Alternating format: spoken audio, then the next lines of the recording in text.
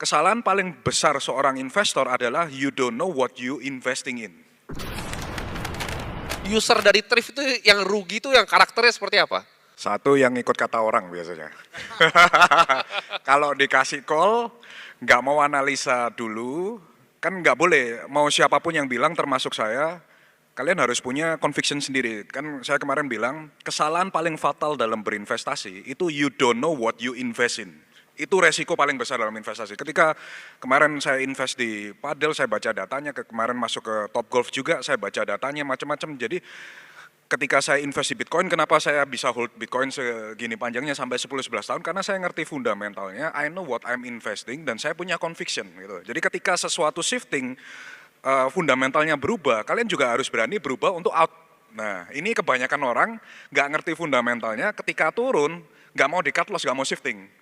Nah, saya kalau Bitcoin fundamentalnya berubah, saya pasti akan keluar juga. Tapi masalahnya dalam periode ini, saya masih belum melihat ada shifting fundamental. Itu makanya saya bilang, kesalahan paling besar seorang investor adalah you don't know what you investing in. Itu pertama. Kemudian kedua, itu nggak disiplin TP dan cut loss di altcoin.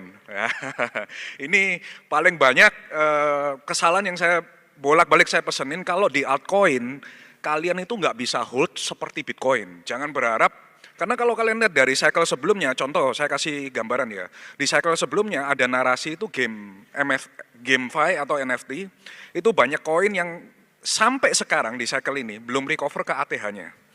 Dan itu udah turun 90%. Andai kata kalian waktu turun 30-40% kalian nggak cut loss ya, kalian stuck di sini dan kalian lihat bahwa hype-nya udah nggak ada lagi ke arah game NFT. Sekarang pindahnya lagi kan ke PubDex, kemudian ke sektor stablecoin dan lain sebagainya. Jadi narasi di altcoin itu selalu berubah.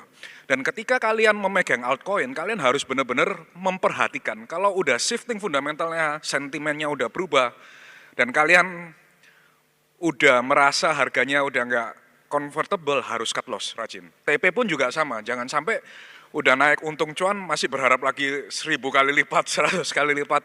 In the cycle udah dapat altcoin udah naik 30%, itu udah cukup bagus, udah nggak bisa kayak cycle sebelumnya yang minta 10 kali lipat, 20 kali lipat.